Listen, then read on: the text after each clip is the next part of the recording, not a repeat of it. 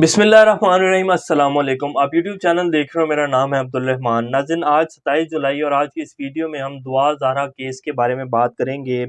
और कुछ लेटेस्ट पेशरफ्स हुई हैं, कुछ लेटेस्ट डिटेल्स आई हैं जो कि हकीकत के ऊपर मबनी हैं और जिस तरह का मवाद यूट्यूब के ऊपर चल रहा है और जिस तरह के इस केस को बाकायदा लेकर यूट्यूब के ऊपर चला जा रहा है और जिस तरह के इल्ज़ामात दर इल्ज़ामात जो हैं दोनों तरफ लगाए जा रहे हैं वो भी आपके सामने रखेंगे। लेकिन आज जिब्रान नासिर साहब जो कि मेहदी अली काज़मी जो कि दुआ के वालिद हैं, उनके वकील हैं और जो उनकी तरफ से इस केस को लेकर चल रहे हैं, आज वो अदालत में आए और उन्होंने एक दरख़्वास्त जो है वो दायर की है, जिसमें उन्होंने कहा कि बच्ची की कस्टडी जो है वो वालिदैन के हवाले की जाए। क्योंकि दुआ ज़हरा जो है वो इस टाइम कराची के दारुल अमान में है और बाहिफ़ाज़त है वहाँ, और ज़हीर जो है उनको सिंध पुलिस ने अरेस्ट किया हुआ है और उनको अदालत में पेश किया जा रहा है, ज़हीर और उसके भाई को। नए जो इन्वेस्टिगेशन ऑफ़िसर हैं वो अब 1 अगस्त को चालान जो है वो दोबारा पेश करेंगे और दोबारा वो जो तफ्तीश कर रहे हैं ज़हीर से, उसकी जो चालान है वो 1 अगस्त को दोबारा पेश किया जाएगा और उसके बाद तहकीकात खुलकर सामने आएँगी कि जिस तरह यूट्यूब के ऊपर बाकायदा मुहिम चलाई गई और जिस तरह जो है कुछ यूट्यूब चैनल्स के ऊपर बिठाकर वुकला हज़रात को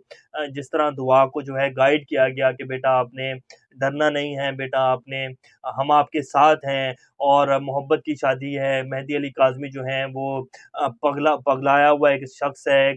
एक साइको इंसान है। दुआ को सामने बिठाकर जिस तरह की बातें की गई, 14 से 15 साल की बच्ची है, उसको जिसको अपने वालिद के इतना ना पता हो कि मैंने अपने वालिद की पर्सनैलिटी को किस तरह सेव करना है, वो बच्ची किस तरह काबिल हो सकती है अपनी पूरी ज़िंदगी का फ़ैसला लेने के लिए। तो इस तरह के जो हैं वो कोशिशें की गई और इस तरह की जो है बाकायदा प्रेस कॉन्फ्रेंस की गई। अभी लेटेस्ट एक प्रेस कॉन्फ्रेंस की गई है ज़हीर की जो मदर हैं उनकी तरफ से,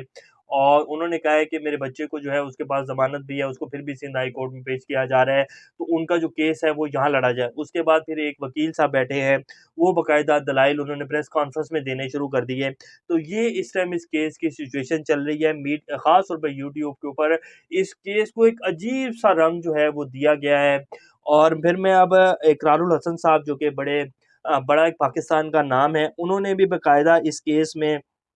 ये कहा कि जी ज़हीर जो है वो एक गैंग है और इसका एक गैंग गैंग के साथ ताल्लुक़ है और इन्होंने बच्ची को जो है फ़रोख्त करना था, इन्होंने बच्ची को जो है मुख्तलिफ़ अड्डों के ऊपर बेचना था और बाकायदा उन्होंने बताया कि जी मेरे पास सबूत हैं, लेकिन अभी तक उन्होंने अपने ब्लॉग्स में ख़ास तौर पर यूट्यूब के ऊपर कोई भी ऐसे सबूत, कोई भी ऐसी वीडियो जिसमें उसके गैंग के जो हैं बंदों को पकड़ा गया हो या ऐसी कोई चीज़ साबित नहीं की बाकायदा इकरारुल हसन साहब ने भी, और उन्होंने इल्ज़ामात ही मैं कहूँगा इस तरह के लगाए हैं कि जी ज़हीर एक प्रॉपर गैंग है। लेकिन जब आज जिब्रान नासिर साहब से प्रेस कॉन्फ्रेंस में सवाल किया गया कि जी क्या ज़हीर जो है उसका किसी गैंग से ताल्लुक़ है या कोई ऐसी चीज़ साबित हो सकी है अभी तक अदालत में कि ज़हीर एक गैंग है और एक गैंग को चला रहा है ज़हीर, तो उन्होंने कहा मैंने तो कोई ऐसी बात नहीं की और ना ही अभी तक कोई ऐसी बात जो है अदालत में उसके ऊपर दलाइल दिए गए हैं और ना ही कोई ऐसी बात जो अभी तक साबित हुई है। अभी तक तो सिर्फ़ ये साबित हुआ है कि बच्ची माइनर है और बच्ची को जो है ज़हीर किडनैप करके जो है वो कराची से लाहौर लेके गया है। हमने तो ना मेहदी अली काज़मी साहब जो है उन्होंने 2 प्रेस कॉन्फ्रेंस की है और उन्होंने अभी तक किसी भी अपनी प्रेस कॉन्फ्रेंस में इन दोनों प्रेस कॉन्फ्रेंस में ये इल्ज़ाम नहीं लगाया कि ज़हीर एक गैंग को चला रहा है और बाकायदा उन्होंने बच्ची को बेचना था। और इसी तरह जिब्रान नासिर साहब ने भी अभी तक अपनी किसी भी प्रेस कॉन्फ्रेंस में और कहीं भी ये बात नहीं की कि ज़हीर जो है वो एक गैंग है और वो बच्ची को फ़रोख्त करना चाह रहे थे और वो बच्ची को जो है मुख्तलिफ़ अड्डों के ऊपर चलाना चाह रहे थे। लेकिन हमारी यूट्यूब फैमिली जो है अफ़सोस से कहना पड़ता है कि उधर तो एक अजीब ही रंग चलाया जा रहा है, बड़े-बड़े नाम हैं, अब मैं नाम तो ख़ैर नहीं लूँगा। इकरारुल हसन साहब का सिर्फ़ मैंने कुछ देखी हैं वीडियोज़ जिसमें उन्होंने कहा कि ज़हीर एक गैंग को चला रहा है और बाकायदा मैंने भी इसके ऊपर वीडियो की थी इकरारुल हसन साहब को सुनने के बाद, जिस पर उन्होंने कहा कि जी मेरे पास सबूत मौजूद हैं इस गैंग के करिंदे ने जो इकरारुल हसन साहब ने तो ये तक कहा कि जी इनके गैंग के करिंदे ने ये कहा है कि दुआ ज़हरा को कत्ल कर दिया जाएगा और क्योंकि अब वो गैंग जो है वो बेनकाब हो रहा है तो दुआ ज़हरा को अनकरीब कत्ल कर दिया जाएगा। इकरारुल हसन साहब ने ये तक भी कहा। तो बहरहाल आज जिब्रान नासिर साहब ने कहा है कि जी जितने भी ऐसे यूट्यूबर्स जिन्होंने बाकायदा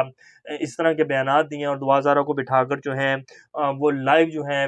वीडियोज़ बनाई हैं और उनके इंटरव्यूज़ लिए हैं, तो उन सब के खिलाफ जो है वो नोटिफ़िकेशन जो है वो जल्द जारी हो जाएँगे, उनके खिलाफ जो है पाकिस्तान के आईन और कानून के तहत कार्रवाई की जाएगी। तो ये अभी तक की सिचुएशन है। लेकिन अगर आप यूट्यूब के कुछ चैनल्स उठा के देखें तो उनके ऊपर केस जो है वो एक अजीब तरीके से लड़ा जा रहा है और ये सिचुएशन है। लेकिन अगर आपको हम बिल्कुल सीरियसली बताएँ तो दुआ ज़ारा जिस दिन अपने घर से निकलीं उनकी मर्ज़ी शामिल थी ज़हीर के साथ जाने में। बेशक उस बच्ची को उसने जितना भी वर्गलाया मैसेजेस के ऊपर फ़ोन के ऊपर, गेमिंग के ऊपर इनकी चैट होती थी जहाँ से इनका जो है ये सारा मामला चला